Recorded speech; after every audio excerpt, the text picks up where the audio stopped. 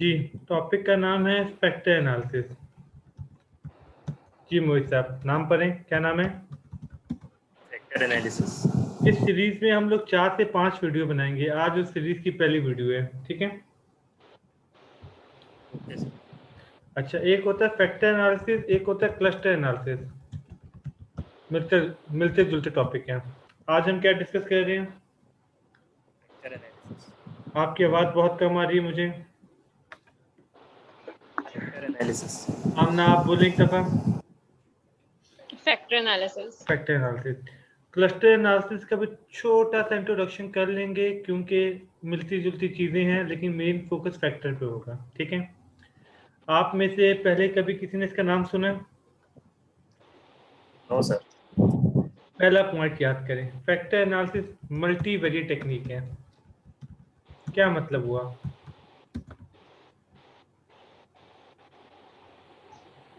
जी आमना, क्या मतलब है इस बात का?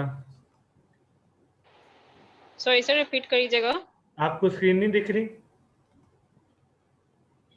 सर 1 मिनट दीजिएगा।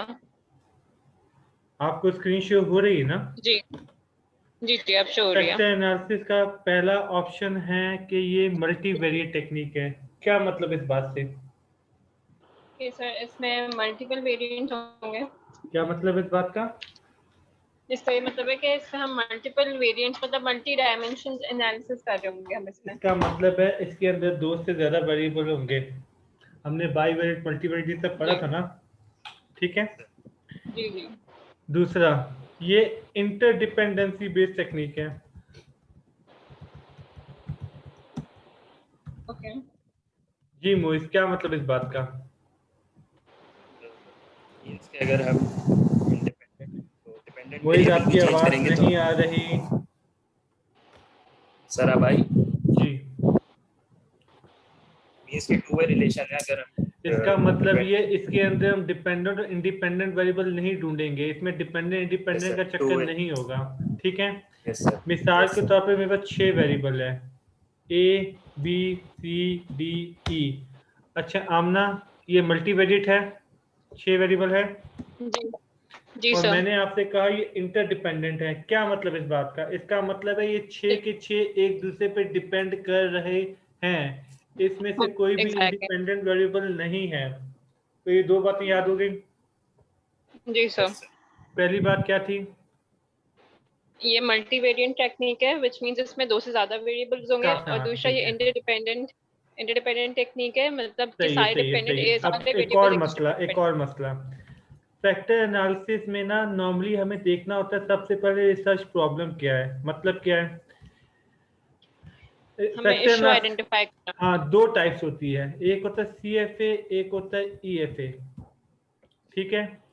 ये है कंफर्मेटरी फैक्टर एनालिसिस, ये है exploratory factor analysis. Done? Done. Amna, repeat करें। सर एक होता है रिसर्च प्रॉब्लम को हमें आइडेंटिफाई करना होता है, जिसमें 2 टाइप्स होती हैं, CFA एंड EFA।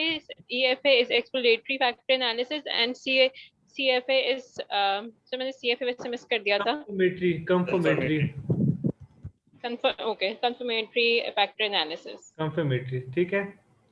कंफर्मेटरी हो जाएगा, और दूसरे का नाम क्या है? Exploratory exploratory. Factor analysis. सही है। अब इश्यू क्या चल रहा है मार्केट में? लोग CFA को CFA कहते हैं, लेकिन EFA को क्या कहते हैं?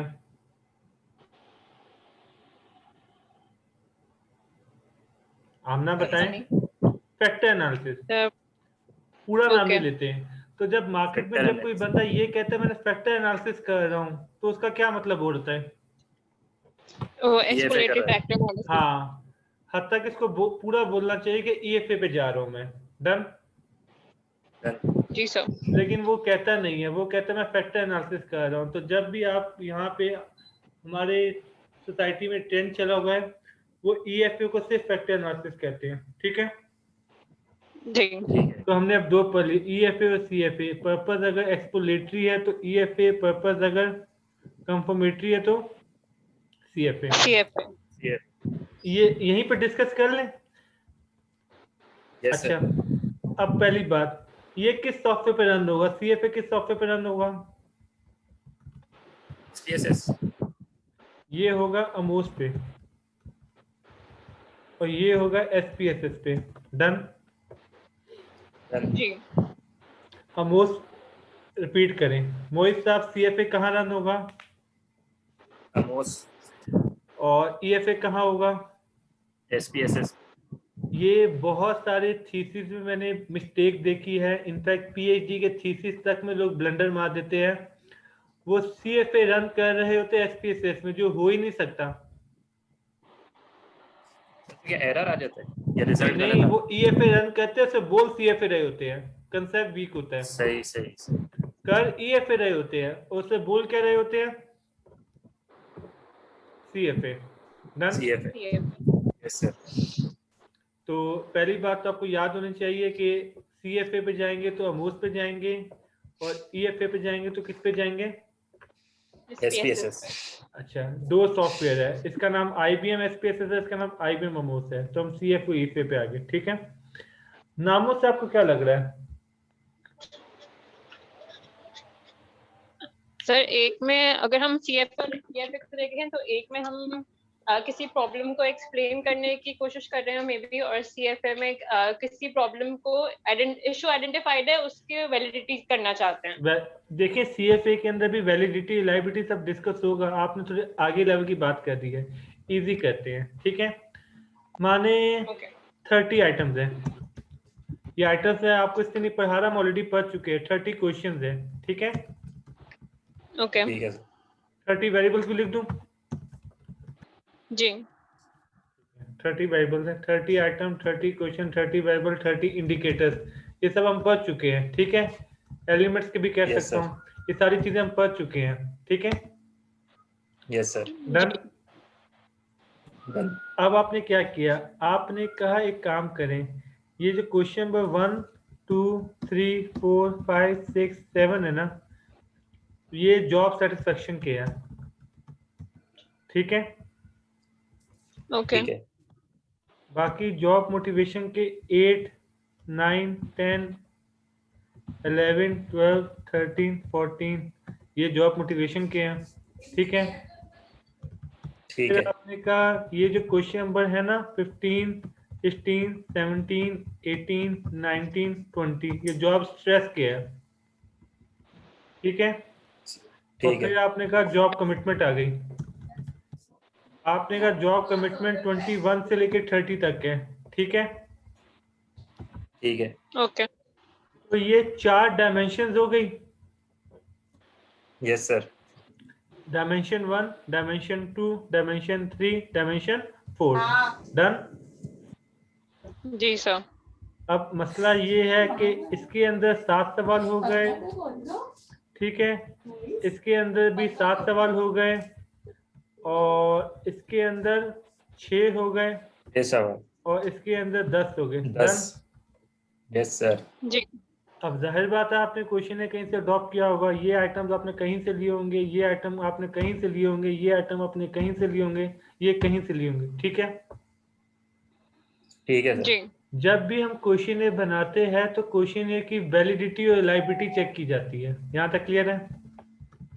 जी वैलिडिटी और रिलायबिलिटी रिलायबिलिटी चेक की जाती है। वैलिडिटी में 2 टाइप्स आ जाती है, इंटरनल, एक्सटर्नल। ठीक है, ओके ठीक है सर. अच्छा 2 मिनट के लिए हम एक्सटर्नल को भूल जाते हैं। पीछे क्या बचा? इंटरनल इंटरनल में फिर 3 टाइप्स आ जाती है, कंटेंट, क्राइटेरियन, कंस्ट्रक्ट। उसमें फिर टाइप्स आ जाती है, कन्वर्जन, डाइवर्जन, नोमोलॉजिकल। ठीक है, कंकरेंट, प्रेडिक्टिव, बहुत सारी टाइप्स हैं। तो ठीक है सर. इंटरनल के अंदर 8 से 10 किस्म की हमें वैलिडिटी टेस्ट करनी होती है। कंटेंट वैलिडिटी होती है, फेस वैलिडिटी होती है। यहाँ तक क्लियर है? जी सर अब वहां Okay. पे एक वैलिडिटी होती है जिसका हम कन्वर्जेंट होता है, दूसरे का हम डाइवर्जेंट होता है। ठीक है, कन्वर्जेंट और Okay sir. Divergent. Diversion divergent validity. ठीक है, कन्वर्जन और डाइवर्जन का कंसेप्ट क्या है थोड़ा सा डिस्कस कर लेते हैं। ये सातों क्वेश्चन जॉब सेटिस्फेक्शन को ही एक्सप्लेन कर रहे हैं और इन सातों का आपस में लिंक है। ये सातों क्वेश्चन एक ही चीज को एक्सप्लेन कर रहे हैं। डन। जी डन। अगर ऐसा होगा तो इसका मतलब है जॉब सेटिस्फेक्शन में कन्वर्जन वैलिडिटी है। तो हम इन सातों में कोरिलेशन चेक करते हैं। अगर इन सातों में हाई कोरिलेशन आ जाती है, इसके क्राइटेरिया मैं आपको बताऊंगा कि किस तरह चेक की जाती है, ठीक है। तो इसका मतलब है कन्वर्जन वैलिडिटी है। एग्जिस्ट करती है। है। फिर मुझे जॉब मोटिवेशन की कन्वर्जन वैलिडिटी चेक करनी पड़ेगी। Yes sir. जी फिर मुझे जॉब स्ट्रेस की चेक करनी पड़ेगी। जी जी सर। और फिर मुझे जॉब, कमिटमेंट की। ठीक है। कमिटमेंट की। आपने 4 सब डायमेंशंस बनाई, ये अलग, ये अलग, ये अलग, ये अलग, राइट। क्योंकि आपका मानना है ये अलग चीज है, ये अलग चीज है, ये अलग चीज है, ये अलग चीज है। डन। डन। जी तो क्या इन दोनों को आपस में कोरिलेट होना चाहिए? होना चाहिए। नहीं होना चाहिए। नहीं होना चाहिए। अगर ये दोनों हाँ आपस नहीं। में कोरिलेट है, ये कंसेप्ट हमें मल्टीपल लीनियर रिग्रेशन में मल्टी कोलिनियरिटी के नाम पे पढ़ा था कि दो इंडिपेंडेंट वेरिएबल आपस में हाँ मल्टी अजम्पशन। कोरिलेट नहीं, याद है हमने assumption एक पढ़ी थी। Yes sir. यस क्योंकि सर। अगर ये दोनों आपस में कोरिलेट करते हैं तो मतलब दोनों एक ही चीज का पार्ट है, तो दोनों को एक ही में रखना चाहिए था, आपने अलग अलग क्यों किया? Yes sir. तो आप कहना चाह रहे थे 4 डायमेंशन एग्जिस्ट करती हैं। खैर आप नहीं कहना चाहते, आपने तो आर्टिकल से कॉपी किया है ना सारा कुछ, आपने अपनी मर्जी से तो नहीं किया है, आप तो रेफरेंस आर्टिकल लेके चल रहे हैं। तो आपकी थ्योरी ये है, ये 4 अलग अलग डायमेंशन हैं, ये क्वेश्चन सही। इसके पार्ट है, ये इसके पार्ट है, ये इसका डन। तो ये आपस में एक दूसरे से रिलेट नहीं होना चाहिए, ठीक है। तो जॉब सेटिस्फेक्शन सही ना सर। जॉब मोटिवेशन से रिलेट होना चाहिए, ना जॉब स्ट्रेस से होना चाहिए, ना जॉब कमिटमेंट से होना कमिटमेंट। चाहिए। कमिटमेंट होना चाहिए। तो अगर ये तीनों से रिलेट नहीं है तो इसका मतलब है जॉब सेटिस्फेक्शन में कौन सी वाली वैलिडिटी है? डाइवर्जेंट। डाइवर्जेंट। इसका दूसरा नाम डिस्क्रिमिनेंट वैलिडिटी भी है। सही। क्या नाम है? डिस्क्रिमिनेंट। वैलिडिटी। मतलब ये डिस्क्रिमिनेट कर रहा है बाकियों से, इसमें और सही। दूसरे में डिफरेंस है। यहाँ तक क्लियर है? Yes sir. इसकी मैंने पूरी वीडियो बनाई हुई 1.5 घंटे की, जिसके अंदर एमओएस के अंदर कन्वर्जन वैलिडिटी कैसे टेस्ट की जाती है, डाइवर्जन वैलिडिटी कैसे टेस्ट की जाती है, वो सब मैंने रन करके एक्सप्लेन किया हुआ है। जिस तरह मैंने आपको मल्टीपल लीनियर रिग्रेशन पूरा मैनुअल भी सिखाया था ना, एक एक चीज मैनुअल कैलकुलेट करना, R square, yes sir. Adjusted R square, beta constant, सब मैनुअल कैलकुलेट करना भी सीखा था, सॉफ्टवेयर भी सीखा था। उस वीडियो के अंदर मैंने ये तमाम चीजें मैनुअल भी कैलकुलेट करना सिखाई हुई है, ठीक है। तो उसका लिंक मैं सही आपसे शेयर सही। कर दूंगा। तो टेक्निकली पॉइंट ये है, दो वैलिडिटीज कन्वर्जेंट और डाइवर्जेंट। शुरू से स्टार्ट करते हैं। पहले तो एक बात बताएं, क्वेश्चन है कि हमें वैलिडिटी भी चेक करनी और रिलायबिलिटी, ठीक है। रिलायबिलिटी। फिर वैलिडिटी में दो थी, इंटरनल और एक्सटर्नल। एक्सटर्नल को भूल जाएं थोड़ी देर के लिए, पीछे क्या बचा? इंटरनल। इंटरनल में भी इंटरनल। 8 से 10 टाइप की वैलिडिटीज है, उसमें से दो सही। कन्वर्जेंट और डाइवर्जेंट। डाइवर्जेंट, ये दोनों हम चेक करेंगे। अब सवाल ये होता है किसके थ्रू चेक करेंगे, ईएफए के थ्रू या सीएफए के थ्रू, सही है। ये सारा काम अमोस पे होगा, मैंने आपको एक हिंट दे दी, क्या मतलब है इस बात का? सीएफए। सीएफए हो रहा था। सीएफए के थ्रू। अब कंफर्म, अब इसकी लॉजिक समझिए। इस फैक्टर में कितने क्वेश्चन है? 30। थर्टी। वो नहीं, 7। 7। ये 7 आपने 7। डिसाइड नहीं किया। Yes sir. किसने डिसाइड किया? लिटरेचर ने ना। Yes sir. आर्टिकल। तभी आपने इसका नाम कंफर्मेटरी फैक्टर एनालिसिस किया है। आप कंफर्म कर रहे हैं कि क्या ये सारे आइटम इसी डायमेंशन के हैं, क्या ये सारे आइटम इसी डायमेंशन के हैं, क्या इन सही। दोनों में रिलेशनशिप नहीं है। तो ये जो 4 फैक्टर बने हैं, ये जो 4 डायमेंशंस बनी हैं, आप इनको क्या कर रहे हैं? कंफर्म। कंफर्म कर कंफर्म रहे कर रहे हैं क्या ये सही तरीका है मेजर करने का। ये लॉजिक समझ में आ गई? Yes sir. जी सर। तो आपने खुद से ये नहीं बनाया, आपने बना बनाया एक क्वेश्चन अडॉप्ट किया, बनी बनाई कंस्ट्रक्ट अडॉप्ट की, लिटरेचर से सारे आइटम आप लेके आए हैं। अब आप कंफर्म करना चाह रहे हैं अपने डेटा के ऊपर कि क्या मेरे पास भी ये फैक्टर सही रिजल्ट शो कर रहे हैं या नहीं है। तो इस चीज को कंफर्मेटरी फैक्टर एनालिसिस कहा जा रहा है। जैसे रिग्रेशन सही। के अंदर, थ्योरी के अंदर हमने पढ़ा था कि जब हम थ्योरी टेस्ट करेंगे, एक थ्योरी ऑलरेडी बनी हुई है, ठीक है, हम उसको टेस्ट कर रहे हैं, तो हम कंफर्म कर रहे हैं ना कि हमारी सिचुएशन में थ्योरी लग रही नहीं लग रही। डन। जी डन। तो जब हम कंफर्म करेंगे थ्योरी, तो वो खैर अलग बहस हो जाएगी, क्वांटिटेटिव रिसर्च में क्या है, क्वालिटेटिव क्या है, थ्योरी टेस्टिंग क्या है, थ्योरी डेवलपमेंट क्या है। पर कंसेप्ट यहाँ पे ये, यहाँ पे फैक्टर ऑलरेडी बने हुए थे। फैक्टर में कितनी डायमेंशन थी? 4 थी ना। Yes sir. कि आपने जी। डिसाइड नहीं किया, ये पहले से सब डिसाइडेड था, कौन सा आइटम कहाँ आएगा, किसमें कितने आइटम आएंगे, ये सब पहले से। डिसाइडेड था। अब डिसाइडेड था। आपने कंफर्म करना आपके रिजल्ट ठीक आ रहे नहीं आ रहे, ठीक है। सही। जी। अब माने कि CFA के थ्रू मुझे वैलिडिटीज मिल गई, मेरा मॉडल ठीक आ रहा है, चलो मसला सॉल्व। आपको पता कैसे चलेगा ठीक आ रहा है? तो वो जो वीडियो का लिंक मैं आपसे शेयर करूंगा, उसके अंदर मैंने तमाम थ्रेशोल्ड लिखे हुए हैं। एक वैल्यू थे AVE, AV में लिख देता हूँ, AVE, एवरेज वेरिएंस एक्सट्रैक्टेड, समझ रहे हैं। खैर अभी मैं इस टॉपिक को नहीं छेड़ता, उसके अंदर मैंने तमाम क्राइटेरिया बता दिए कि AVE की वैल्यू 0.5 से ज्यादा होना चाहिए, कंपोजिट रिलायबिलिटी CR की वैल्यू कितनी होनी चाहिए, MSV की वैल्यू कितनी होनी चाहिए। उस वीडियो में तमाम क्राइटेरिया मैंने बहुत डिटेल में बता दिए। आप वो वीडियो देख लेंगे, मैं अभी बता दूं सारा कुछ। अभी मैं बताऊंगा तो रिपीटिशन हो जाएगी, ये वीडियो लंबी हो जाएगी। सर वीडियो देख लेंगे। चलें उस पर अब बेसिक कंसेप्ट पे आते हैं। तो अगर मेरा नहीं आ रहा तो कोई सोल्यूशन भी होना चाहिए। यस जी सर। सर। माने मेरी वैलिडिटी नहीं आ रही तो मैं काम रोकूंगा थोड़ी ना, इसका सोल्यूशन भी चाहिए ना।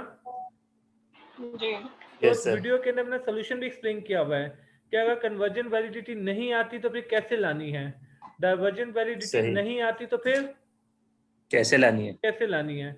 ये जो एलिबिलिटी है ना, उसी वीडियो में मैंने एलिबिलिटी भी एक्सप्लेन किया हुआ डिटेल में कि अगर सही। एलिबिलिटी नहीं आती तो एलिबिलिटी कैसे लाई जाएगी, किस आइटम को डिलीट किया जाएगा, किस आइटम को रखा जाएगा, किस सब कंस्ट्रक्ट को दूसरे सब कंस्ट्रक्ट के साथ रिलेट किया जाएगा, किसके एरर वैल्यूज को दूसरे के साथ रिलेट किया जाएगा। वो तमाम चीजें इस वीडियो में डिटेल में डिस्कस हुई है।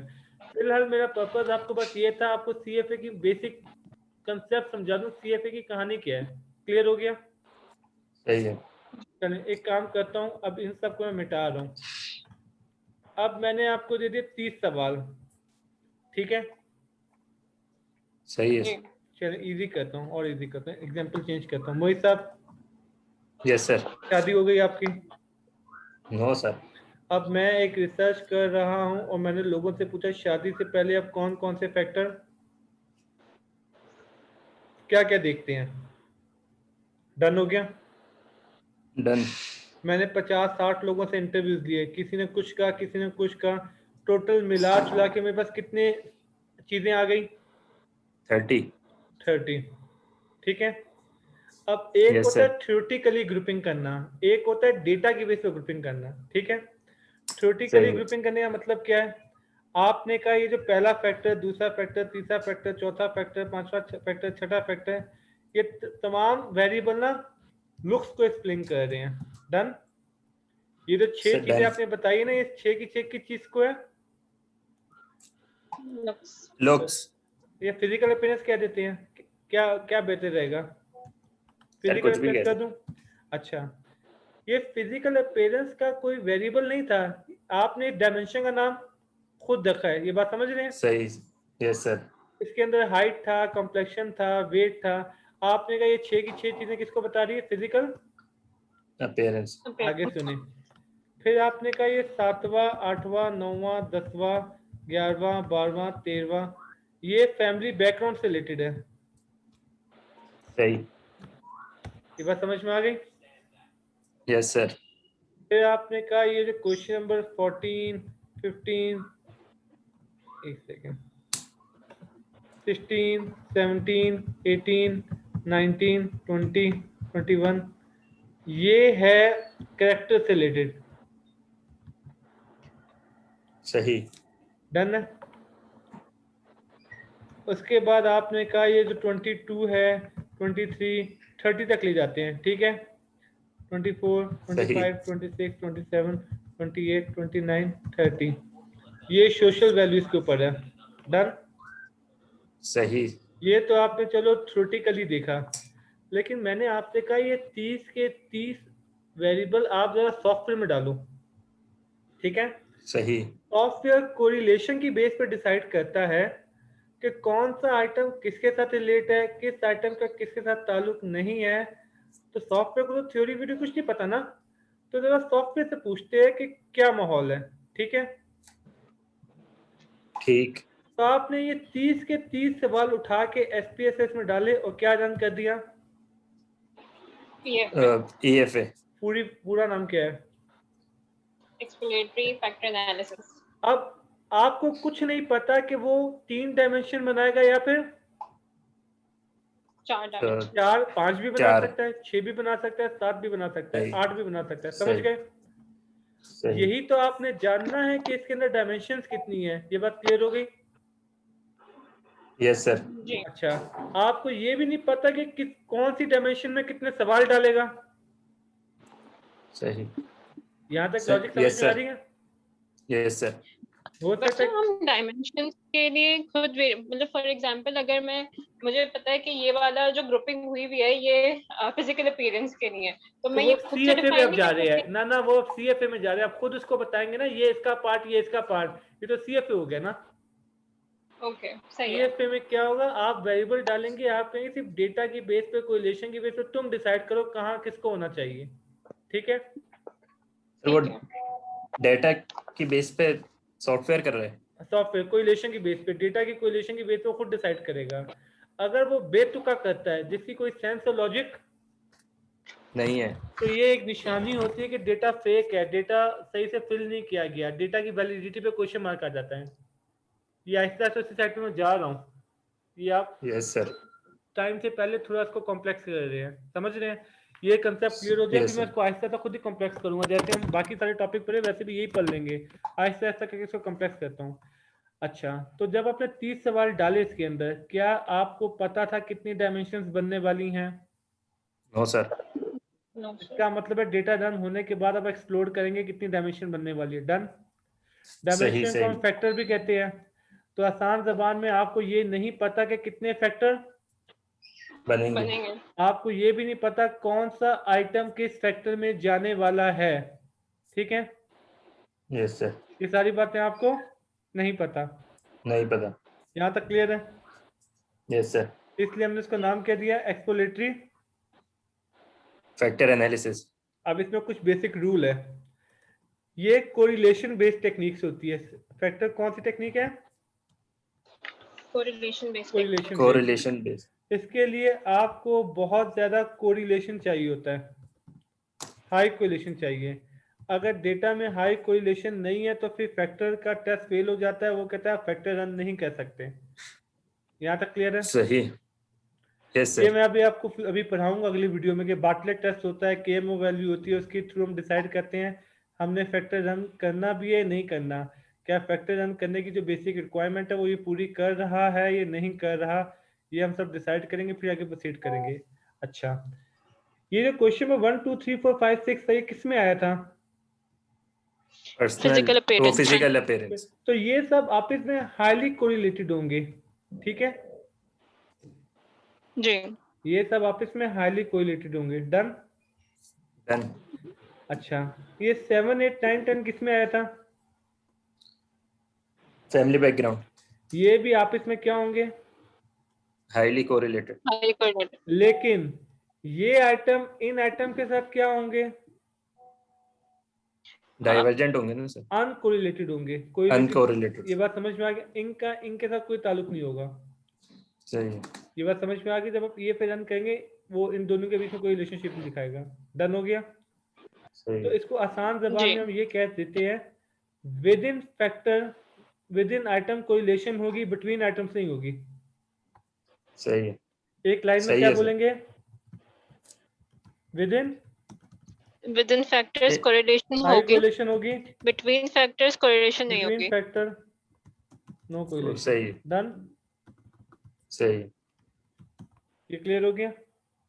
तो ये आपने याद रखना है, done. Factor within factor high correlation होती है, between factor no correlation.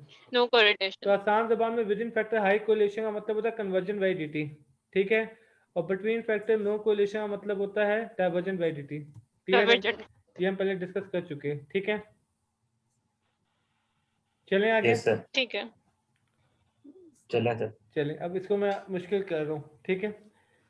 4 factor बन गए, हमें नहीं पता था कौन सा आइटम कहाँ आने वाला था, कौन सा आइटम कहाँ आने वाला था, तो इसलिए हमने इसको क्या नाम दे दिया है? EFA। EFA exploratory factor analysis, ठीक है। सही। ये अभी हम पढ़ेंगे सॉफ्टवेयर में कैसे डिसाइड करता है सॉफ्टवेयर के 4 बनने चाहिए, 5 बनने चाहिए, 6 बनने चाहिए, आइगन वैल्यू क्या होता है, केएमयू वैल्यू क्या होता है, एंटी इमेज मैट्रिक्स क्या होता है, कम्युनिटी क्या होता है, फैक्टर लोडिंग क्या होता है, ये तमाम चीज़ें डिस्कस करेंगे। लेकिन यहाँ पे भी हम बेसिक डिस्कस कर रहे हैं, ठीक है, इंट्रोडक्शन। सही। अब सवाल ये EFA और CFA का बेसिक रूल समझ में आ गया। Yes sir. CFA में आपको पहले से फैक्टर्स पता होंगे, कितने फैक्टर बनाने हैं, कौन सा आइटम किस फैक्टर में जाना यस है, सर। Yes sir. जी किस सॉफ्टवेयर के थ्रू होगा। अमोस। एमोस।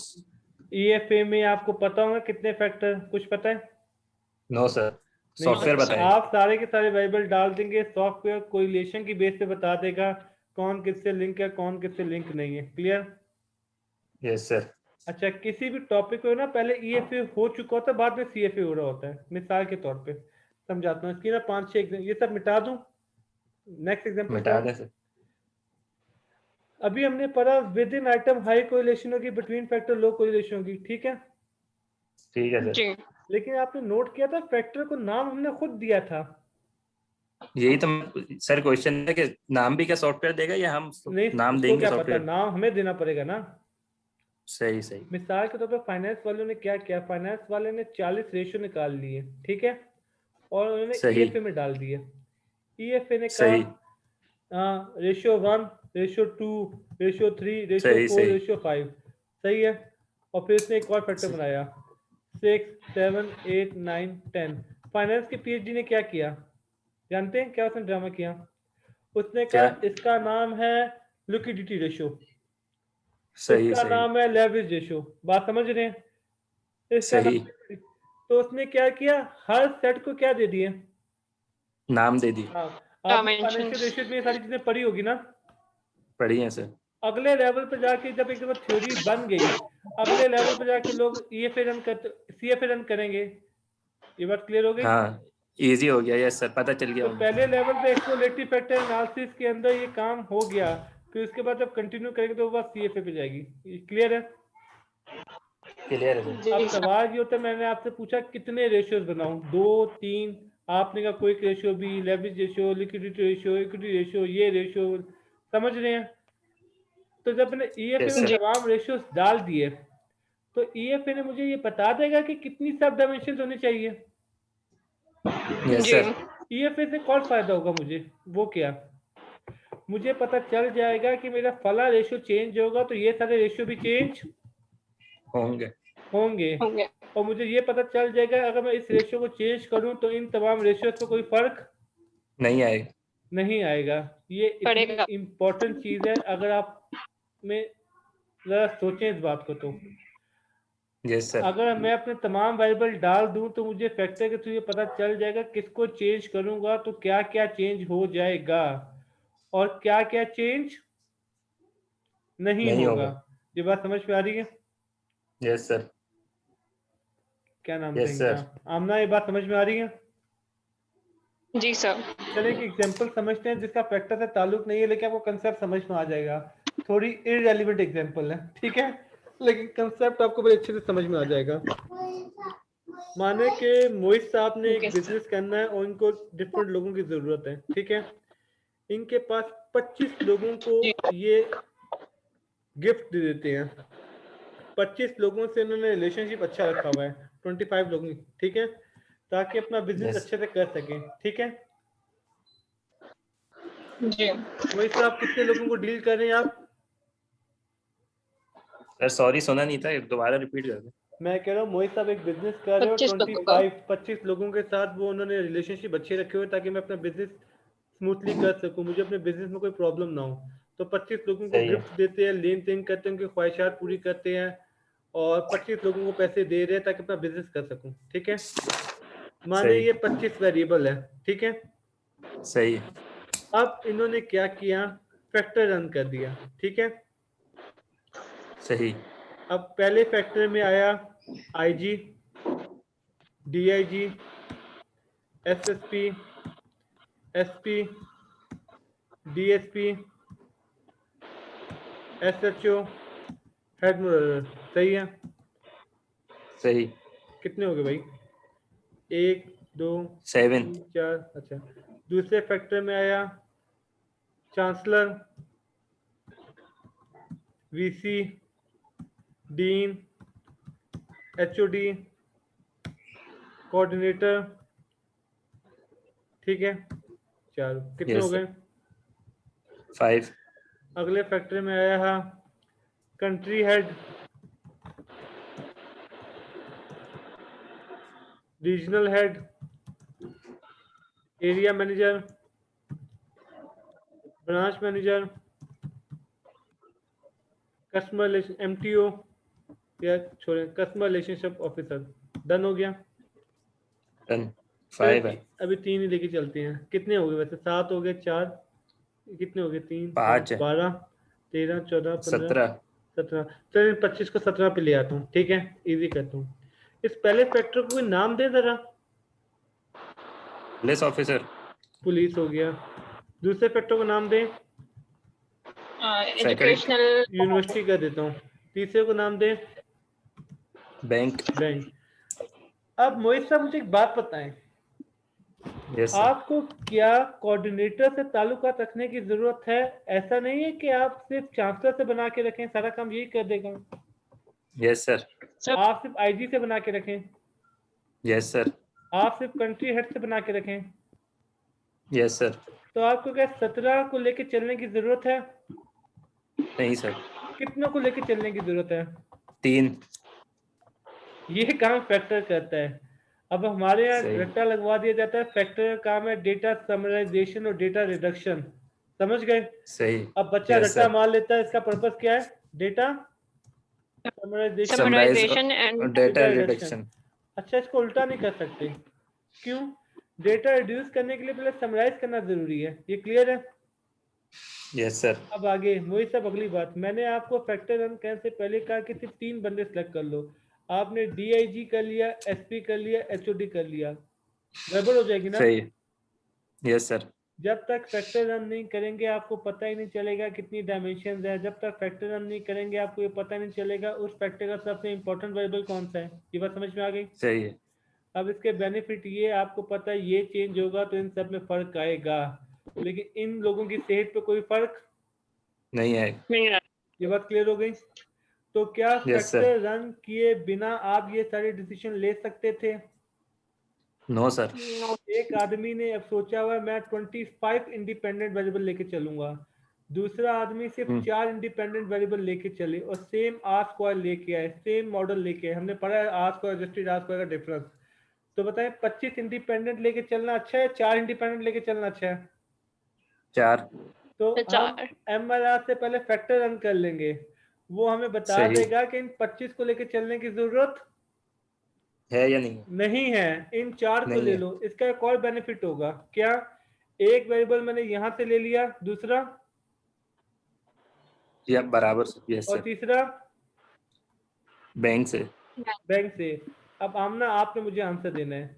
अगर मैं 2 वेरिएबल यहां से ले लेता तो मेरे एमएलआर में क्या मसला बनता? सर और आपकी यहाँ अलग अलग लेने से फायदा क्या हो रहा है? सर आपकी ना स्क्रीन मेरे पास स्टक हुई हुई है। ये आपने, मैंने क्या स्क्रीन आप? मूव भी नहीं कर रहा। मोहित आपको आंसर पता है? Okay yes sir. बताएं। सर वो अजम्पशन फुलफिल नहीं होती ना, हाँ, lack of multi multi collinearity वाली। लिनियरिटी। आपको याद है विद इन हाई कोरिलेशन है।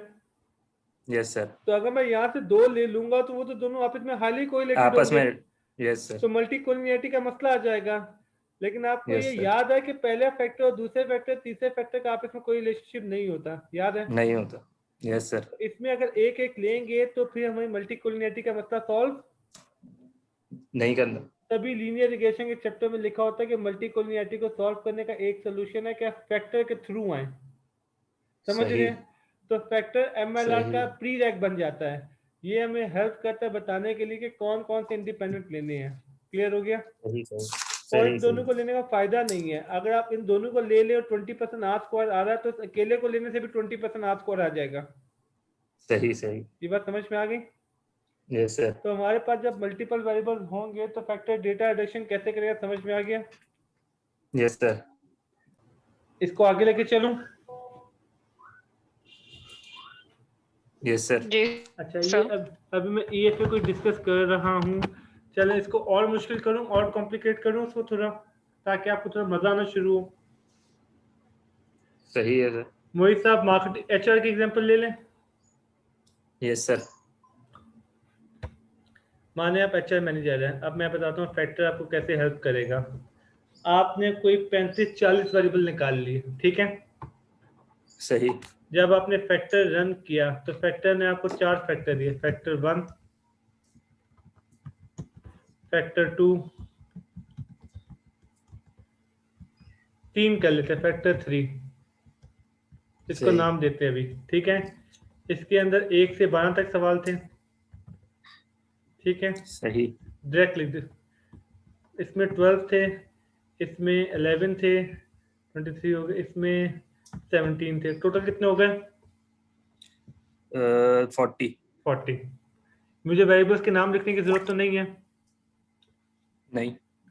मैंने एज्यूम किया हुआ है आपको फैक्टर आता है। आमना को फैक्टर नहीं आता। नहीं। आप फर्स्ट चेक करें। जब आमना ने रिसर्च की तो आमना ने ये 40 चीजें ढूंढी, और सही। ये मालिक के पास जाके क्या कहेंगी, सर ये 40 चीजें चेंज करने की जरूरत है। इन 40 सही। चीजों को चेंज करेंगे तो आपकी कंपनी में बेहतरी आ जाएगी। वो सुन के डरेगा नहीं डरेगा? डर जाएगा। डर जाएगा ना। Yes sir. अब आपको फैक्टर आता था, आपने क्या किया? फैक्टर एनालिसिस किए ना सर। किया, और ये रिजल्ट आ गए। अब इससे फायदा क्या हुआ आपको? आप ऑनर से सिर्फ क्या कहेंगे? हम मैं ये कहूंगा ये 3 जो मोस्ट इम्पोर्टेंट जी फैक्टर हैं वो जी, चेंज करें। खूबसूरत बात आपने कहा। सर कोई लंबी चौड़ी बात नहीं कर रहा, सिर्फ 3 चीजें चेंज कर लें आप, आपकी यस। पूरी कंपनी का नक्शा बदल जाएगा। और आप इसमें से एक यस सर। निकाल लेंगे, इसमें से एक निकाल लेंगे, और इसमें से एक निकाल और लेंगे, इसमें समझ से। गए? अब यस सर। इसके अंदर जो 12 फैक्टर है, 12 वेरिएबल है। अब इसमें कोई बड़े मजे की बात है, अगर मैं यस। वेरिएबल्स के नाम लिख दूं तो ज्यादा मजा आएगा। इसमें से कोई एक चेंज हो तो बाकी 11 चेंज होंगे। Yes sir. लेकिन क्या फैक्टर 2 और फैक्टर 3 के वेरिएबल्स में कोई फर्क पड़ेगा? नहीं। नो अच्छा, सर। अब देखिए बड़ा मजा आएगा। आपका बॉस पूछेगा अगर मैं फ्लेक्सिबल आवर्स दे दूं तो क्या इस चीज में फर्क पड़ेगा? आपने बस ये देखना है फ्लेक्सिबल आवर्स किस फैक्टर में है, समझ गए? सही। और फिर यस देखेंगे सर। उस फैक्टर में और वेरिएबल कौन कौन से है, तो आप सही। बताएंगे पड़ेगा या नहीं पड़ेगा। ये। आप इसकी डिटेल समझ रहे हैं? ये कितने समझ गया मजे की सर। चीज है। आप इसमें बड़ी जबरदस्त फाइंडिंग निकाल सकते हैं। आप कहेंगे सर ये चेंज करेंगे तो इस पर कोई फर्क नहीं पड़ेगा, आप कर सकते हैं। ये करेंगे तो इन चीजों पे फर्क पड़ेगा। ये लॉजिक समझ में आ गई? तो यस सर। आपने कहा सर कोई लंबी चौड़ी स्टोरी नहीं, कोई 40 चीजें नहीं, सिर्फ 3 चीजें कर ली। आप ये बात समझ में आ गई? यस। आपका कभी हदीस पढ़ने का मौका मिले ना, तो आप जैसे जैसे लोग हदीस पढ़ते हैं वो हजूर पाक सल्लल्लाहु अलैहि वसल्लम के फैन क्यों बनते हैं, स्पेशली जब उनका स्टेटस स्ट्रांग हो। आपको बहुत सारी हदीसों में चीजें मिलती है। अगर चाहते तो 200 की लिस्ट बना सकते थे, लेकिन कहा क्या जाता है, बस ये 2 काम कर लो, बस ये 3 हम्म। काम कर लो। आप समझे पीछे क्या चला होगा? जी सर। वो तो अल्लाह की तरफ से दिया हुआ इल्म था। लेकिन आप लॉजिक हम्म। समझ रहे हैं? वो 3 चीजें इसलिए क्योंकि फैक्टर 1 की एक चीज चेंज होगी तो बाकी 19 ऑटोमेटिकली चेंज होगी। सही। और दूसरी चीज इसलिए बताई गई क्योंकि इन 19 का दूसरे से ताल्लुक नहीं था, यस सर लेकिन उस बिल्कुल। दूसरी का बाकी 10-15 से ताल्लुक था, उस तीसरी का यस सर। अपने 10-15 से ताल्लुक था। तो आपको अक्सर हदीसें में मिली है ना कि मोमिन बस ये 2 काम कर ले, एक मुसलमान बस ये 3 काम कर ले, रमजान में बस ये 3 काम कर लिए जाए, हज में बस ये यस 4 सर। काम। लॉजिक समझ में आ रही है आपको? Yes sir. पीछे की पूरी थ्योरी क्लियर हो रही है? Yes sir. यही इंप्लीमेंटेशन मैं मार्केटिंग में भी कर सकता हूँ, बिल्कुल हर फील्ड में हो सकती है। हर फील्ड में हो सकती है। अब इसमें बहुत सारी बातें डिस्कस करने वाली है। नंबर 1, अब 3 ऑप्शन हो सकते थे। पहला ऑप्शन, फैक्टर 1 में कितने वेरिएबल थे? 4। ओ 12 थे। 12 सॉरी। अब इसमें 3 ऑप्शन है, या तो अब इन 12 की एवरेज ले लें। सही। अगर आपने एवरेज ले लिया तो इसे सिमेट्रिक स्केल कहा जाएगा। सही। क्या कहा जाएगा? समेटेड स्केल। ठीक है। दूसरा ऑप्शन क्या हो सकता था?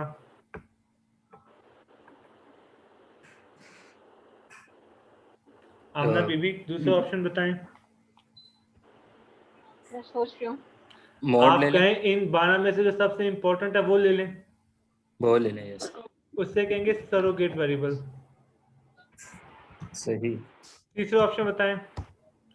इन 12 की वेटेड एवरेज लें। रिग्रेशन की इक्वेशन याद है, बीटा 1 x1 बीटा 2 x2। आप हर x को इक्वल वेट नहीं देते थे, सबका वेट अलग अलग था, याद है आपको? Yes sir. जी इक्वेशन बना था, beta 1 x1 beta 2 x2 beta 3 x3, याद आया? वो वेटेड मीन था। Yes sir. इसको हम कहेंगे फैक्टर स्कोर। तो अगर आपने हर आइटम की वेट असाइन करके कैलकुलेट किया तो इसको फैक्टर स्कोर कहा जाएगा।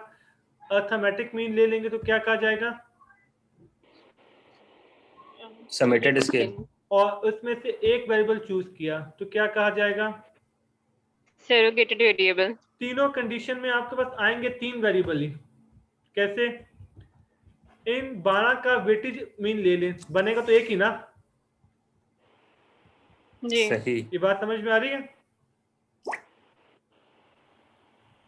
आ रही है? मैं सर करके दोबारा दिखाऊं? एक्सप्लेन कर दें, दोबारा बता दें सर। दिखाता हूँ। माने फैक्टर 1 के वेरिएबल है a b c d e f, ठीक है, यहीं तक जा रहा हूँ। सही। इसका है g h i j k l, सही है। इसका है m n सही। o p q r s t u, ठीक है। इसमें ज्यादा आइटम है। पहले हम आते हैं सरोगेट वेरिएबल पे। सरोगेट वेरिएबल में क्या होता है? उसका सर एवरेज उसमें लेते हैं, फिर most one important variable value ले सिलेक्ट लेते हैं। हाँ, तो हमने मोस्ट देखा इन इम्पोर्टेंट। पांचों में सबसे इंपॉर्टेंट कौन मोस्ट सा है? इम्पोर्टेंट। आपने कहा सी इंपॉर्टेंट है। ये भी हमने सीखा नहीं है कैसे करते हैं। अभी सी इंपॉर्टेंट है। पहले में से सी आ गया, दूसरे में से एच आ गया, तीसरे में से एम आ गया। कितने वेरिएबल एंड में आए? 3। 3। आपने कहा समेटेड स्केल। समेटेड स्केल में एवरेज है ना, यस। तो आपने इन पांचों की एवरेज कैलकुलेट कर ली, तब भी आएगा तो एक ही ना। यस जब सर। आप 5 चीजों की एवरेज कैलकुलेट करेंगे, इसका स्कोर था 1 to 5 में 3, इसका स्कोर था 2, इसका स्कोर था 5, इसका स्कोर था 5, इसका 4, इसका 3। अगर आपने बी यस का सर। स्कोर लिया तो 2 ले लिया था, याद है? अगर मैं इन सही। पांचों की एवरेज भी निकाल लूं तो स्कोर तो एक ही आएगा ना। सही। ये बात समझ में आ गई? तब भी मेरे पास कितने यस वेरिएबल सर। होंगे? 3। 3। सर आंसर सेम आएगा क्या? नहीं, अलग आएगा ना। चलिए यार, मैं आपको करके दिखा देता हूँ। माने पहले स्कोर का था 3, ये था 2, ये था 4, ये था 5, ये था 3, ये था 1। इसमें सबसे इंपॉर्टेंट वेरिएबल कौन सा था? कुछ भी बोले। सी। नहीं, ए बी सी डी कुछ बोले। सी। सी। सी। तो आपने यहाँ पे 4 ले लिया। डन। डन। अगर आप एवरेज कैलकुलेट करते तो कुछ और आता। सही। सही। एवरेज आती 3, लेकिन स्कोर देखिए एक ही आ रहा है, समझ गए? समझ तो गया। आप चाहे सरोगेट पे जाएं चाहे एवरेज पे जाएं, एंड में आपका सही। वेरिएबल 3 ही आएंगे। जितने फैक्टर सही। एंड में सही। बनेंगे उतने ही, ठीक है। तो आप सरोगेट पे जा सकते हैं, समेटेड स्केल पे जा सकते हैं, फैक्टर स्कोर पे जा सकते हैं। फैक्टर स्कोर क्या होता है? Weighted average. हाँ, इसके लिए आपको बीटा निकालना पड़ेगा। बीटा वैसे ही निकलता है जैसे रिग्रेशन का बीटा निकलता है, समझ गए? आसान है, बिल्कुल मल्टीपल लीनियर रिग्रेशन की तरह होगा। एक डिपेंडेंट होंगे, बाकी सब इंडिपेंडेंट बना देंगे हम इसके, ठीक है। इन सब के जो बीटाज है ना, इनके बीटाज को इससे मल्टीप्लाई कर देंगे। लॉजिक समझ गए? ए का बीटा आएगा, बी का बीटा आएगा, तो 3 से मल्टीप्लाई करेंगे इसको 2 से। वो जो वाई हैट हम निकालते थे, याद है आपको? वाई स्कोर निकालते थे, उसको वेटेड स्कोर कहेंगे। क्लियर हो गया? जी सर। सही। तो फैक्टर बनाने के बाद हमारे पास 3 ऑप्शन होते हैं, या तो सब में से एक चूज कर ले, या तो एवरेज कैलकुलेट कर ले, तो वेटेड एवरेज कैलकुलेट कर ले। डन। डन। वीडियो 2, अभी तो हम वीडियो 1 चल रहे, इंट्रोडक्शन। अब सवाल ये उठता है कहाँ पे? कौन सा है? हाँ, सरोगेट कब लेना है और वेटेड एवरेज कब समेटेड कब लेना? लेना? समेटेड कब लेना है और फैक्टर स्कोर कब लेना है। इसमें से सबसे कॉमन क्या है आपके बिजनेस एडमिनिस्ट्रेशन में? Factor score. नहीं, समेटेड। सबमिटेड। 99% लोग क्या करते हैं, पांचों के एवरेज कैलकुलेट करके एक बना देते हैं। ऑपरेशनलाइजेशन वाला लेक्चर याद है आपको? How Yes, to sir. Major, उसमें हम क्या कर रहे थे? हमने जब यूनिट डायमेंशन मल्टी डायमेंशन पढ़ा था, याद है? स्कोर कैलकुलेट किए थे, कैसे कर रहे थे? एवरेज कैलकुलेट कर रहे थे ना? यस सर, सिंपल एवरेज ले रहे, हाँ, तो वो सिंपल एवरेज को हम क्या कहते हैं? सबमिटेड। ये बात समझ में आ Submitted. गई? उसके उस लेक्चर के अंदर मैंने डिटेल में बताया था कैसे हम डिफरेंट आइटम्स को मिला के एक बना देते हैं, ठीक है?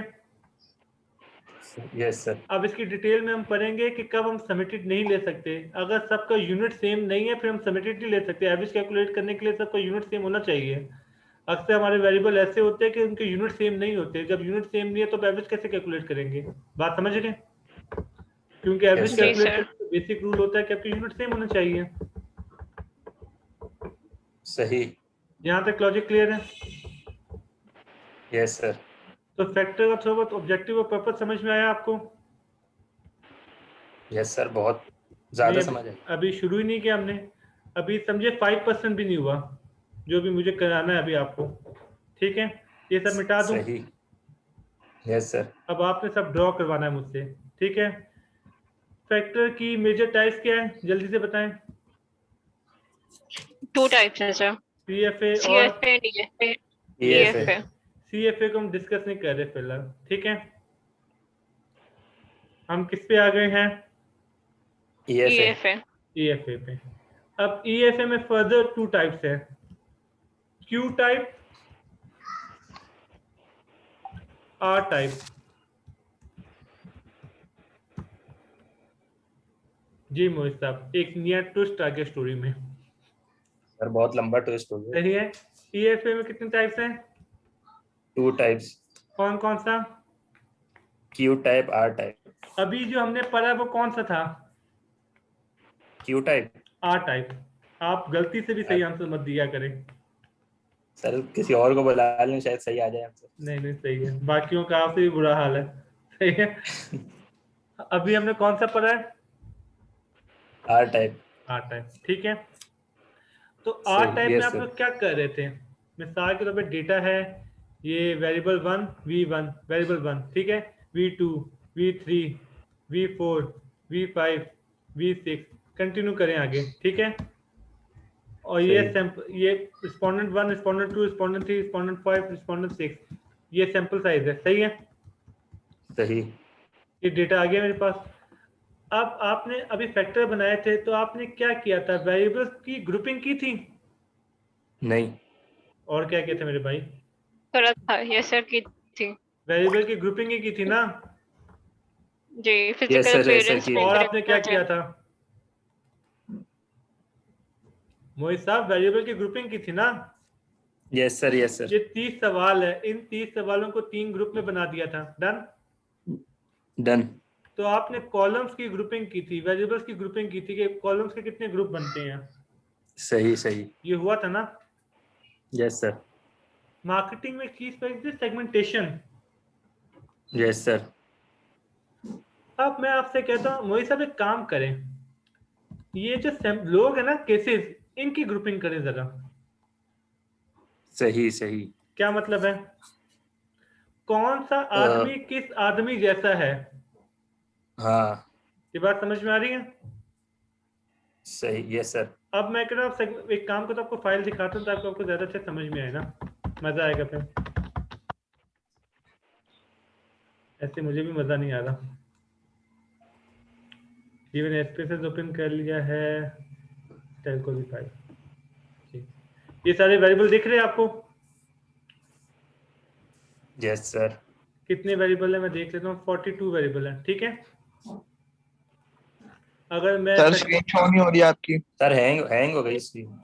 स्क्रीन शो ही नहीं हो रही आपकी। एक्सेल की स्क्रीन नजर आ रही है। एक सेकंड रुक जाए। जी अब शो हो रही है? अब शो जी हो सर रहा अब आ है? रही है। हाँ, ये आप एसपीएसएस की फाइल देख रहे हैं, इसके अंदर 42 वेरिएबल्स हैं, ठीक है? यस और सर। केसेस है तकरीबन 1000। डन? डन। अब अगर मैं फैक्टर रन करूं तो वो मुझे बता देगा कौन सा वेरिएबल किससे रिलेट कर रहा है। यहाँ तक क्लियर है? सही। अच्छा, एक बेसिक चीज आपको मैं बताना भूल गया, फैक्टर कोरिलेशन बेस्ड टेक्निक है ना? Yes sir. जी और सर। कोरिलेशन में हमने दो कोरिलेशन पढ़ी है, पियर्सन और दूसरी हमने पढ़ी स्पेयरमैन, याद आया? Spearman, yes sir, Pearson quantitative पे होती थी और स्पेयरमैन ऑर्डिनल यस पे होती सर, थी। इसका मतलब है फैक्टर किन वेरिएबल्स पे रन होगा?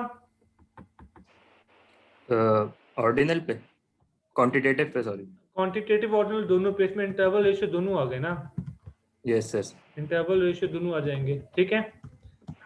सही, तो क्वांटिटेटिव वेरिएबल पे भी रन हो सकता है, ऑर्डिनल पे भी रन हो सकता है, नॉमिनल पे नहीं होगा, क्वालिटेटिव पे नहीं होगा। यहाँ तक क्लियर है? समझ, सही है, क्वालिटेटिव में डाइकोटोमस को हम यूज कर सकते हैं, लेकिन फिलहाल आप नो ही करें, खामा में ज्यादा कॉम्प्लिकेट होगा, ठीक है। डाइकोटोमस सही, यूज हो सकते हैं, लेकिन जो मल्टीपल लीनियर रिग्रेशन में हमने रूल पढ़ा था, याद है? हम कैसे कैटेगोरिकल वेरिएबल को पहले डमी में तोड़ते थे, फिर डमी को यूज किया करते थे। हमने सीखा था कि एक मल्टीकॉटमस को डाइकोटोमस में कैसे कन्वर्ट करना होता है, यस सर, वही सारा रूल यहाँ पे इम्प्लीमेंट होता है। फिलहाल आप ये याद करें, फैक्टर कोरिलेशन बेस्ड टेक्निक है, तो इसके अंदर सिर्फ क्वांटिटेटिव वेरिएबल यूज होंगे, मैक्सिमम ऑर्डिनल, इसके अलावा कुछ नहीं, ठीक है। ओके सर, डन हो गया? सही है, क्वांटिटेटिव और ऑर्डिनल, ऑर्डिनल, ठीक है, दो हो गए। अब मैंने फैक्टर रन करना था, मैंने देखा इसमें से क्वांटिटेटिव कौन कौन से हैं और मैंने उन पे फैक्टर रन कर दिया, ठीक है। ग्रुपिंग हो जाएगी वेरिएबल्स की। हो जाएगी, ये जो वेरिएबल्स की ग्रुपिंग हो रही है, इन 1000 केसेस की बेस पे हो रही है ना, जिन 1000 लोगों ने डेटा दिया है। बिल्कुल सर, अब मैंने आपको कहा मेरी रिक्वायरमेंट चेंज है। ये जो पहला आदमी है किस जोन में रहता है? 2, इसकी यार टेन्योर 13 है, एज 44 है, मैरिड है, 964, ये सारा कुछ, ठीक है। मैंने आपसे कहा कि इंसानों की ग्रुपिंग करो, सेगमेंट बनाओ। आप चेक करें इस 1000 के सैंपल साइज में कितने सेगमेंट बन सकते हैं, ठीक है। सही, ये बात समझ में आ रही है? ग्रुपिंग करें। आपने पूछा किस किस बेस पे ग्रुपिंग करूं, मैंने आपसे कहा इनकम ले लो, एजुकेशन ले लो, एज ले लो, टेन्योर ले लो, ये 4 वेरिएबल ले लो। ये बात समझ रहे हैं? सही है, रिपीट करें। इनकम ले ग्रुपिंग लें, करनी है, यस सर, एक्सपीरियंस ले लें, और एज एज, और टेन्योर टेन्योर, ले लें। यहाँ तक क्लियर है? यस सर, इन 4 बेसिस पे आप क्या बनाए? सेगमेंट बनाए, ठीक है सही, जी। अब इन 4 बेसिस में आपने मुझे ग्रुपिंग बना दी, माने 6 सही, सेगमेंट बने, ठीक है। सही, 1 2 3 4 5 6। अब आपके पूरा डेटा कितने ग्रुप में डिवाइड हो चुका है? 6, 6 में। ये पहला आदमी ग्रुप 3 में आया है, ग्रुप मिसाल 3 के में, तौर पे। अभी मैंने रन नहीं किया इसके ऊपर। पहला आदमी किस ग्रुप में आया है? 3 में, और ये 17वां भी ग्रुप 3 में आया है। क्या मतलब है? हाईली कोरिलेटेड है। नहीं, अच्छा मतलब बताएं। इसका मतलब है पहला आदमी और 17वां आदमी इन चारों वेरिएबल की बेस में बिल्कुल एक जैसे है,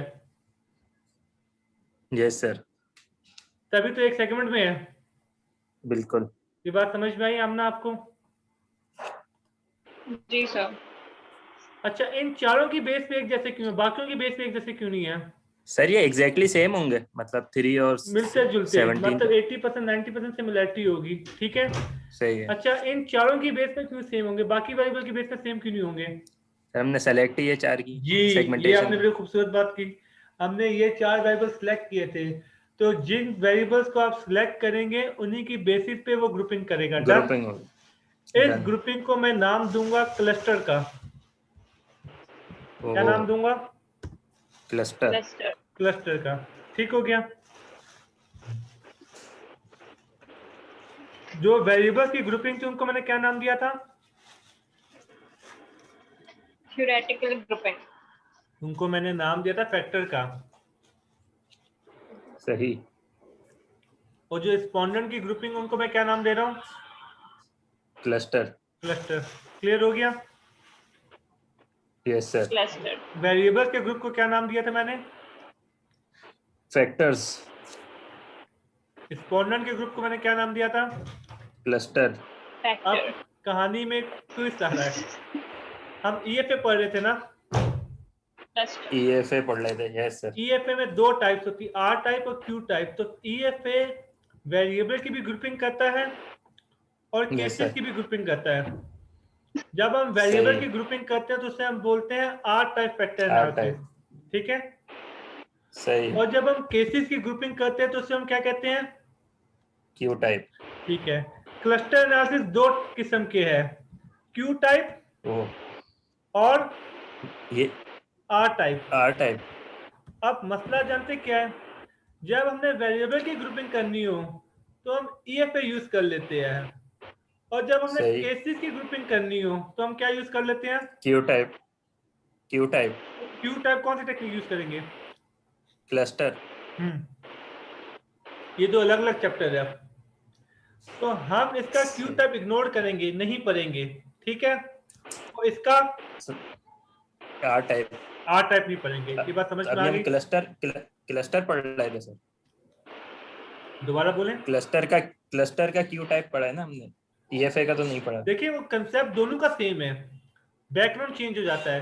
फैक्टर कोरिलेशन को यूज करता है, क्लस्टर डिस्टेंस को यूज करता है। आपने बचपन में मैट्रिक में डिस्टेंसेस पढ़े होंगे, यूक्लिडियन डिस्टेंस, मॉडर्न डिस्टेंस, याद है? दो पॉइंट्स के यस बीच का सर। डिस्टेंस कैलकुलेट किया जाता था। तो जब यस हमने सर। रिस्पोंडेंट एक जैसे ढूंढने होते हैं तो परसेप्चुअल मैपिंग के थ्रू, डिस्टेंस के थ्रू कैलकुलेट करना ज्यादा अच्छा है। तो रिसर्चर्स और सही। साइंटिस्ट का मानना है कि एक जैसे वेरिएबल को ढूंढने के लिए कोरिलेशन यूज किया करें, और एक जैसे केसेस सही। को ढूंढने के लिए डिस्टेंस यूज किया करें। तो फैक्टर हमें दोनों ऑप्शन दे रहा था, क्लस्टर भी हमें दोनों ऑप्शन दे रहा था, लेकिन हम रिसर्चर क्या करते हैं, वेरिएबल एक जैसे ढूंढने के लिए फैक्टर को यूज करते हैं, और रिस्पोंडेंट एक जैसा ढूंढने Respondent के लिए cluster. क्लस्टर को यूज करते हैं। अब आपको समझ में आया मैंने दोनों का इंट्रोडक्शन एक साथ क्यों डाला था? Yes sir. आमना ये बात डाइजेस्ट हो गई आपको? सर थोड़ी थोड़ी। क्या कंफ्यूजन है, समझाएं मुझे जरा।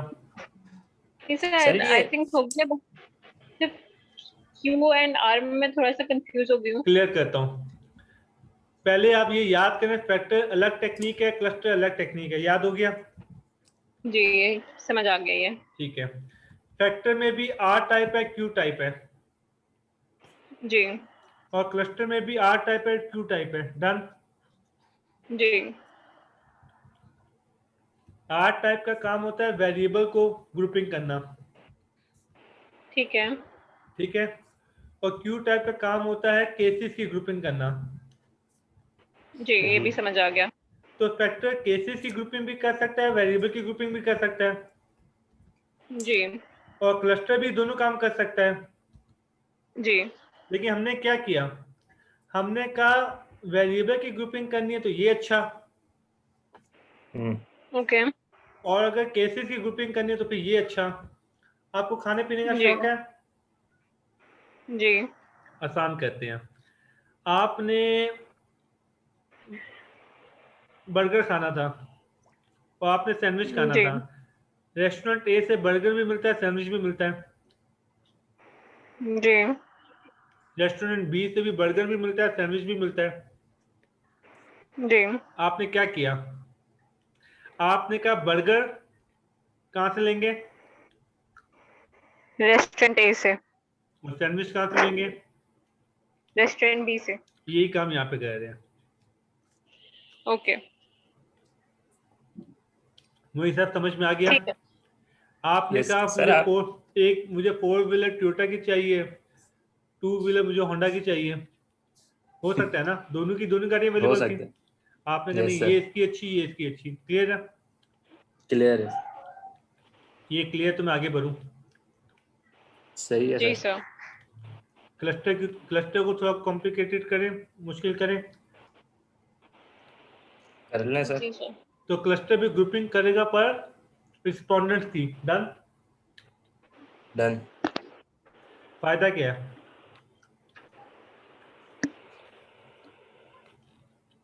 दो जो एग्जांपल दें आप मुझे जरा।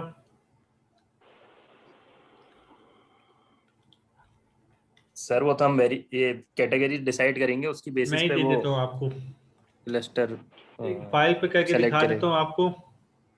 ये देखिए, ये मैंने गाड़ियों का डेटा निकाल लिया। पहले वेरिएबल दिखा देता हूँ। ये sale, resale, type, price, engine, horse power, wheel base, weight, ये सब वेरिएबल दिख रहे हैं आपको? Yes sir. अभी मैं से फैक्टर रन करूंगा ना वेरिएबल्स वाला, ये जो हमारी नेक्स्ट वीडियो का टॉपिक है, तो आपको पता चल जाएगा कौन सा वेरिएबल किससे रिलेटेड है, कौन सा वेरिएबल किससे रिलेटेड नहीं है, किसको चेंज करने से क्या चेंज होगा, किसको चेंज करने से क्या चेंज नहीं होगा। क्लियर। अभी हम क्लस्टर की एग्जांपल पढ़ रहे हैं।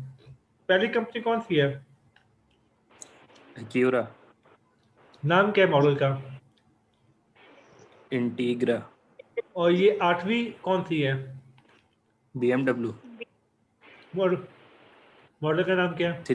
323i। अब ये डिफरेंट गाड़ी है। अब मैंने कहा सेगमेंटेशन करो, आपने कहा प्राइस ले लो, सेल ले लो, इंजन साइज ले लो।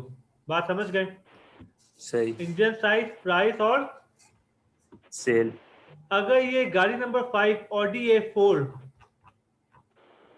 और ये निसान मैक्सिमा एक ही ग्रुप में आ गए, क्या मतलब है?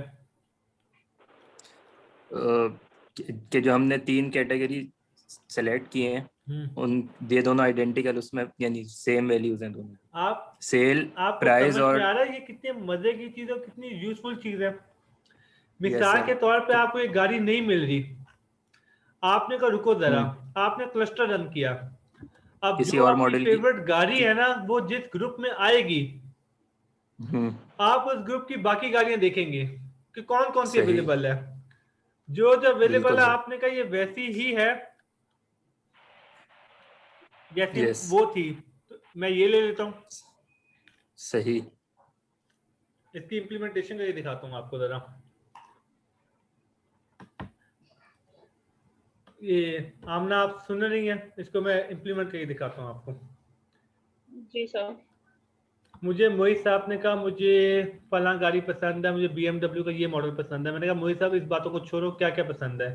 मोहित साहब ने कहा मुझे उसकी ये पसंद है, AC पसंद है। इन्होंने 4 फैक्टर बता दिए मुझे। मैंने कहा खरीदते क्यों नहीं हो? कहता है 1.5 करोड़ की गाड़ी है, इतने पैसे नहीं है। मैं क्या करूंगा? उन 4 फैक्टर में प्राइस शामिल नहीं था ना? हाँ जी सर। उन 4 फैक्टर्स को डाल के क्लस्टर रन कर दूंगा, ग्रुपिंग हो जाएगी। सही। Yes sir. जी मैं क्या करूंगा? देखूंगा जो इनको गाड़ी पसंद है वो किस ग्रुप में आई है, किस क्लस्टर में आई है। ठीक है? सही। उस क्लस्टर में बाकी जितनी गाड़ियां हैं वो एग्जैक्ट वैसी ही हैं जैसी वो होगी। Yes sir. देखूंगा उसमें आइडेंटिकल सबसे होंगे। कम प्राइस में कौन सी है। ठीक है? हाँ सही सही। कहूंगा ये ले लो। Yes sir. बिल्कुल। ये बात समझ में आ गई? जी सर। Yes sir. इसकी एक और इम्प्लीमेंटेशन करें? कर लें सर। चले मोहित साहब, आपका इंटरेस्ट किस चीज में, मैं उसकी मिसाल दे दूं। सर हमने से ले लें एग्जाम्पल। हमजा, हमजा कौन है? जी सर। आमना आमना। आमना? नहीं, आमना की अगली एग्जांपल, ये एग्जांपल आप पे, उसके बाद अगली एग्जांपल आमना पे। मोबाइल ले लें सर, मोबाइल ले लें। मोबाइल की एग्जांपल आमना पे कर लेंगे। ठीक है? अब सर ये क्या? नहीं, वो मैंने एग्जांपल थोड़ी अजीबोगरीब देनी, आमना माइंड कर जाएगी। आपको मुझे पता, आप नहीं माइंड करेंगे। ये आप मुझे, सही है? सर आप दे दें फिर सर, जो भी देनी है आप। चले मोहित साहब की एग्जांपल लेते हैं। आमना का मुझे यकीन नहीं है कि आमना माइंड करेगी, नहीं करेगी, डाउट है। आपका मुझे पता, आप चिल आदमी, आप माइंड नहीं करेंगे, इसलिए मैं आपकी एग्जांपल दे देता हूँ। ठीक है? सही है सर। माने आपको इंडियन मूवीज देखने का बहुत शौक है, सही। आप जिसे शादी करना चाह रहे थे वो मर गई, सही। आपने कहा मैं शादी, बोले क्या सर? आपने बोला मैं शादी, लाइन कंप्लीट करें। नहीं करूंगा, नहीं करूंगा। आपकी अम्मा ने मुझसे कांटेक्ट किया, उन्होंने कहा भाई मोहित को समझाओ, पूरी जिंदगी तबाह थोड़ी ना की जा सकती है। अब मुझे स्टेटिस्टिक्स और डेटा एनालिसिस बहुत अच्छा आता था। मैंने आपको लेके बैठा और मैंने आपसे कहा बताओ यार तुम्हें उसकी क्या क्या बातें पसंद थी। आपने मुझे फैक्टर बताए कि फैक्टर ए पसंद था, बी पसंद था, सी पसंद था। आपने मुझे 5 चीजें बताई। मैं क्या करूंगा? क्लस्टर बनाएंगे। उन 5 चीजों की बेस पे मैं क्लस्टर रन कर दूंगा। ठीक है? सही। उसका नाम किसी ना किसी सेगमेंट में आएगा। बिल्कुल। उस सेगमेंट में जो बाकियों के नाम आएंगे, आपकी खाला की बेटी, पप्पो की बेटी, मैं कहूंगा ये बिल्कुल वैसी ही है जैसे कि वो वो थी। एक्ट्रेस थी। सही। तो आपका काम सॉल्व हो गया। सही। अब आपको समझ में आ गया होगा। आ गया सर, पहले ही आ गया। सही है। चले आमना की मिसाल लेते हैं। आमना बीबी, जी सर। मोबाइल की एग्जांपल कर लेते हैं आपके साथ। आपको मोबाइल पसंद था, ओके। मैंने कहा मोबाइल का कौन कौन सा फीचर पसंद है, आपने ये क्लस्टर रन करूंगा तो जो इस प्राइस में सस्ता जी मोबाइल सर। है वो खरीद लूंगा। जी। इसको थोड़ा कॉम्प्लिकेट कहते हैं, मुश्किल कहते हैं। माने आप HR मैनेजर है, ठीक है, जी। आपने एक जॉब पे बंदा हायर करना था, वो कहते हैं मैं 3 लाख पे लूंगा, आपका बजट नहीं है। मैंने आपसे पूछा इस ठीक है। बंदे में क्या क्या चीजें पसंद थी आपको, आपने कहा ये डिग्री था, ये एक्सपीरियंस था, ये था, ये था। तो मैं क्लस्टर रन ठीक करूंगा, है। उस क्लस्टर के अंदर जो जिस क्लस्टर में वो आ गया उस क्लस्टर की बाकी प्रोफाइल देखूंगा, तो देखूंगा कौन 1.25 लाख 1.5 लाख में मान रहा है। जी। इसका आप समझ में आ रहा है कितने मजे के यूज है कोई करना चाहे तो। Yes sir. अगर जी मैं सर। स्टॉक में इन्वेस्ट कर रहा हूँ, मुझे एक स्टॉक बहुत पसंद है, उसका डिविडेंड यील्ड बहुत पसंद है, EPS बहुत पसंद है। जब मैं स्टॉक खरीदने गया तो मुझे लगा 1200-1400 रुपए का शेयर है, काफी एक्सपेंसिव है, मैं नहीं अफोर्ड कर सकता। मैं क्या करूंगा? क्लस्टर रन करेंगे। क्लस्टर रन क्लस्टर कर रन दूंगा। करेंगे। उस कंपनी के साथ जो दूसरी कंपनी आएगी ना, मैं उस कंपनी के शेयर ले लूंगा, क्योंकि वो कंपनी वैसी ही है जैसे कि ये कंपनी है। सही।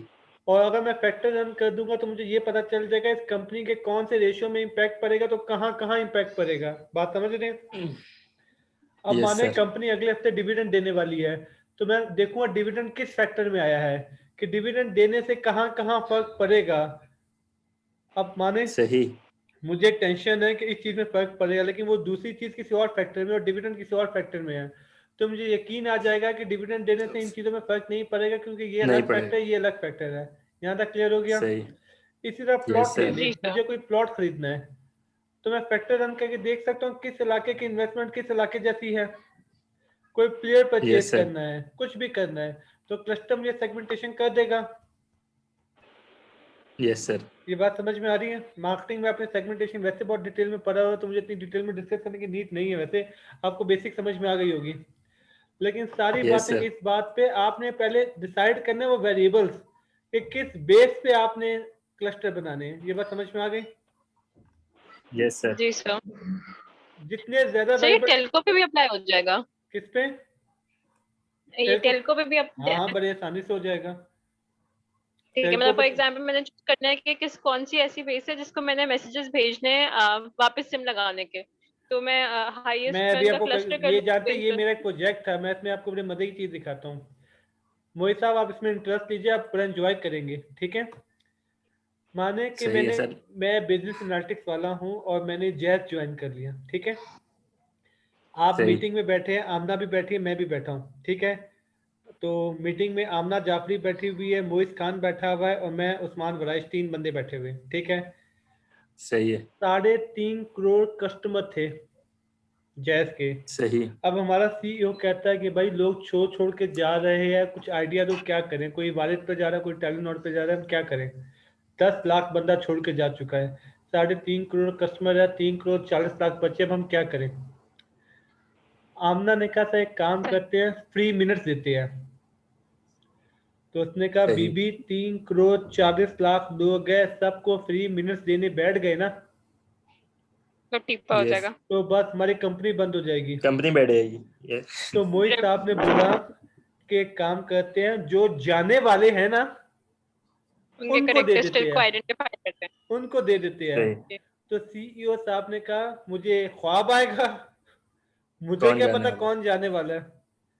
फिर मैं एंट्री मारूंगा, मैं कहूंगा मैं बताता हूँ आपको कौन जाने वाला है।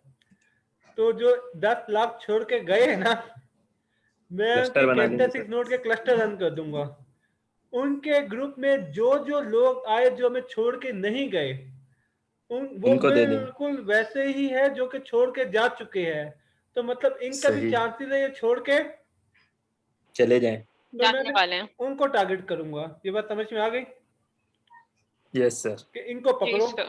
ये वैसे है जो इसी तरह इसको और जाने मुश्किल वाले। करते हैं। मेरे पास 5 सेलमैन है और मेरे कस्टमर 10,000 है, एक सेल आदमी 10 को डील कर सकता है, तो मैं 50 से ज्यादा लोगों के पास नहीं बेच सकता। डन। डन। अब उन 10 लाख में से किस 50 के पास भेजूं? तो मैं आपसे कहूंगा जो खरीदेगा उसके पास जाओ, वो कहेगा सर मुझे ख्वाब आएगी, मुझे क्या पता कौन खरीदेगा। तो मैं क्या करूंगा, जो मेरे एग्जिस्टिंग कस्टमर्स हैं उनकी प्रोफाइल लूंगा और पोटेंशियल कस्टमर की प्रोफाइल लूंगा, क्लस्टर रन कर दूंगा, और जो मेरे एग्जिस्टिंग सही। कस्टमर देखूंगा वो किस ग्रुप में आए हैं, उनके साथ जो बाकी लोग आए हैं ना उनके पास भेजूंगा, क्योंकि वो वही लोग हैं, उन जैसे लोग हैं जो मेरे एग्जिस्टिंग कस्टमर है जिन्होंने प्रोडक्ट ली थी। ये बात समझ में आ गई? सही। जी यस सर। सर। लाखों करोड़ों इम्प्लीमेंटेशन हो सकती है, करने वाला चाहिए। सही बात है। ये बात समझ में आ गई? यस। अब माने आपकी क्लास में मैंने क्लस्टर रन किया, ठीक है, ठीक है। और मैंने एक वेरिएबल ले लिया CGPA, first semester CGPA, second semester CGPA income, ठीक है, और सेकंड ईयर की सही। परसेंटेज ले ली मैंने, ठीक है। सही। अब्दुल्ला अहमद और अलीना एक ग्रुप में आ गए। मैंने कहा ये दोनों बिल्कुल एक जैसे हैं। आपने कहा कैसे एक जैसे? एक मेल है, एक फीमेल है, एक मैरिड है, एक सिंगल है। आप कहाँ पे गलती कर रहे हैं? कि जो फैक्टर आपने मैंने क्लस्टर लिए की थे। बेसिस ये चार नहीं बनाई थी, मैं कहूँगा जितनी CGPA CGPA। अलीना की थी वही अब्दुल्ला की थी, जैसी इंटर में परफॉर्मेंस इसकी थी वैसे ही उसकी है। इन बेसिस पे ये दोनों बिल्कुल एक जैसे है। तो एक बंदा जॉब के सही। लिए ओके नहीं करे, मैं दूसरे को रख लूंगा, समझ रहे हैं? तो जॉब देते हुए हम्म। बड़ा अच्छा ऑप्शन हो जाता है ये, हमें पता चल जाता है कौन सा इंसान किस जैसा है। यहाँ तक क्लियर हो गया? यस जी सर। सर। यहाँ तक कोई क्वेश्चन पूछना है पूछें? No sir. चलें, अब मैंने क्लस्टर और फैक्टर का बेसिक डिफरेंस आपको बता दिया। फैक्टर में भी आर और क्यू होता है, क्लस्टर में भी आर और, क्यों? क्यों होता है? यहाँ तक डन है।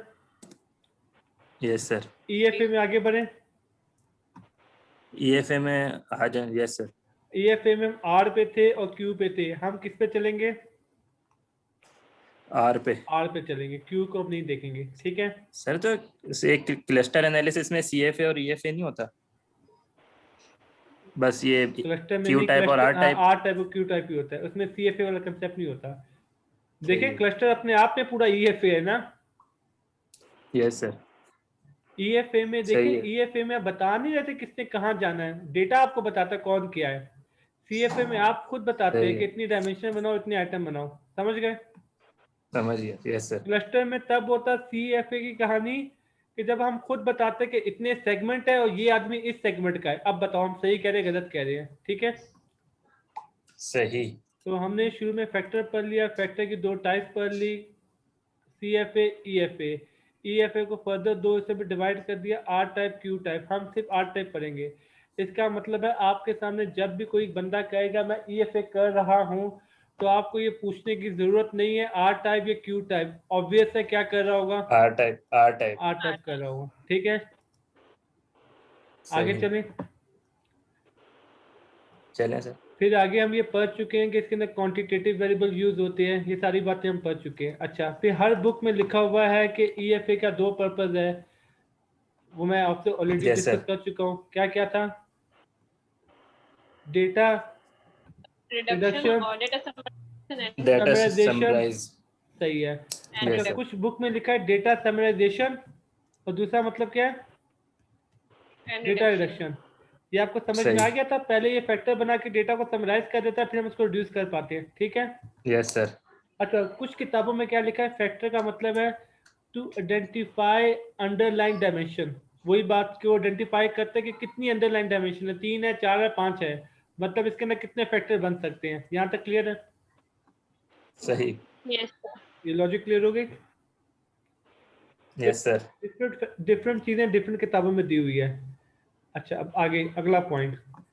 अब एज्यूम करें कि मेरे पास, बल्कि स्टेप बाय स्टेप चलते हैं, अगला स्टेज। फिर इसके सैंपल साइज का क्या होगा? माने मेरे पास 30 वेरिएबल है, कितने आइटम है? 30। कम से कम 5 केसेस होने चाहिए पर आइटम, कम से कम। आइडियल है 20। सही। क्लियर हो गया? सही। कम से कम कितने? 5। 5। आइडियल क्या है? 20, 20 या 20 से ज्यादा। तो अगर मेरे पास सही है। 30 आइटम है तो मेरा 600 का सैंपल साइज होना चाहिए, सही है। और अगर 10 होते तो 200।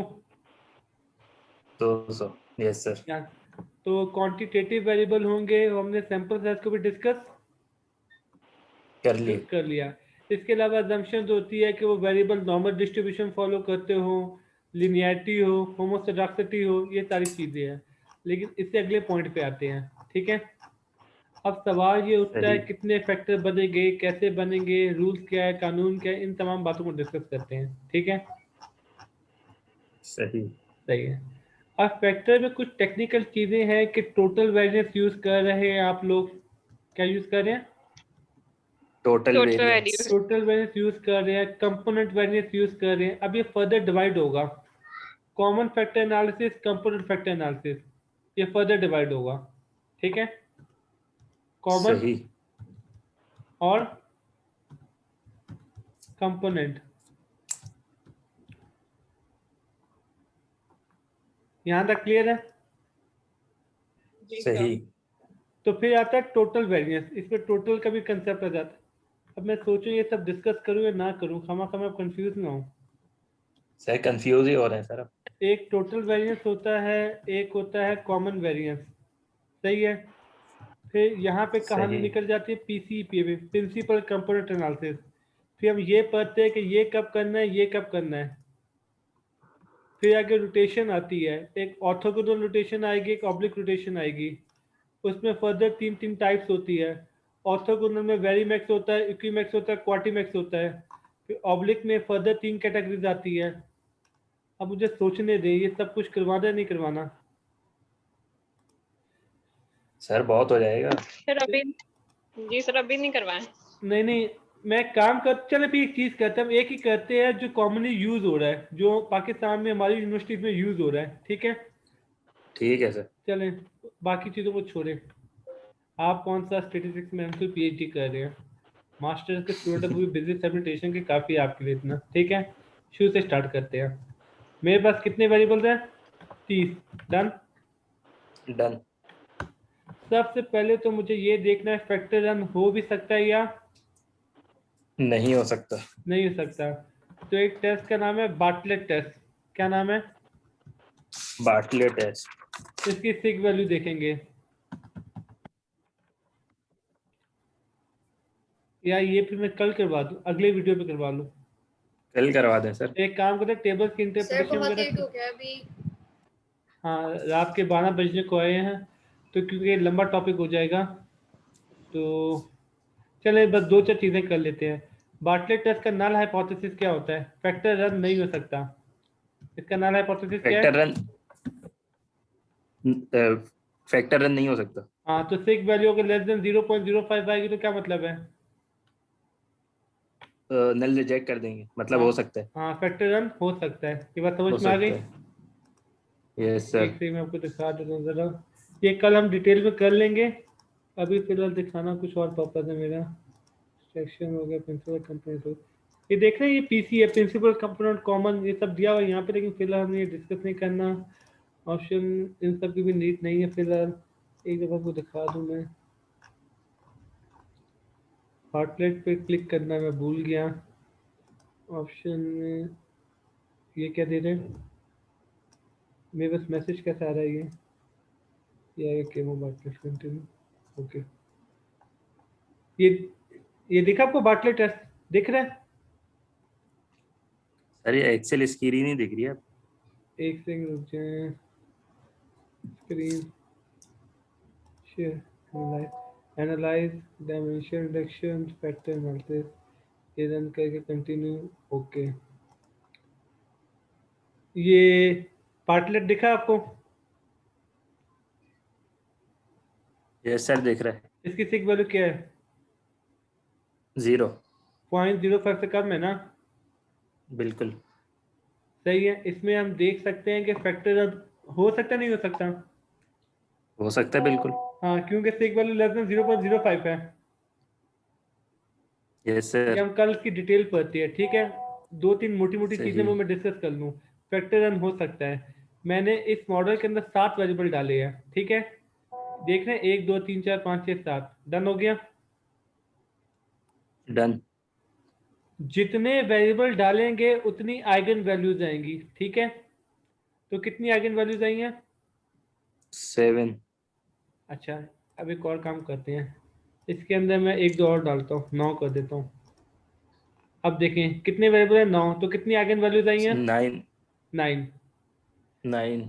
कितनी आइगन वैल्यूज है जो 1 से बड़ी है? 2। तो 2 फैक्टर बनाए इसने, देखा?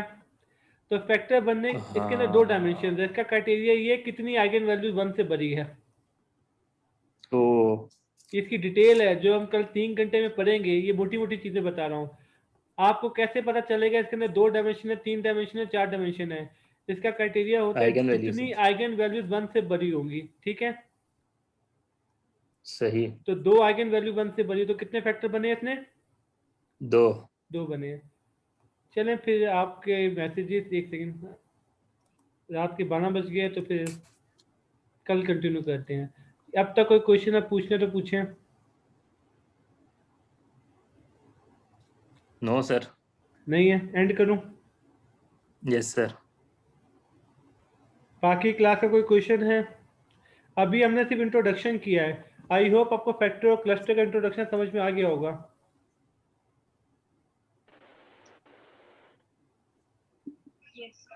अच्छा, क्लस्टर में भी आगे टाइप्स है, एक दफा मैं आपको शक्ल दिखा दूं इनकी। ये सर एनालाइज, कल ही देख लेंगे। एनालाइज देख लेते हैं कितना टाइम लगेगा, ठीक है? डायमेंशन रिडक्शन, ये क्या लिखा हुआ है? Dimension reduction. उसके बाद आगे क्या लिखा हुआ है? फैक्टर। फैक्टर, ये फैक्टर का ऑप्शन आ गया। और ये देखिए, ये क्लासीफाई में क्लस्टर आ गए सारे के सारे, ठीक है? सही। ये क्लस्टर यहाँ पे है और फैक्टर यहाँ पे है, ठीक है? सही। चलिए।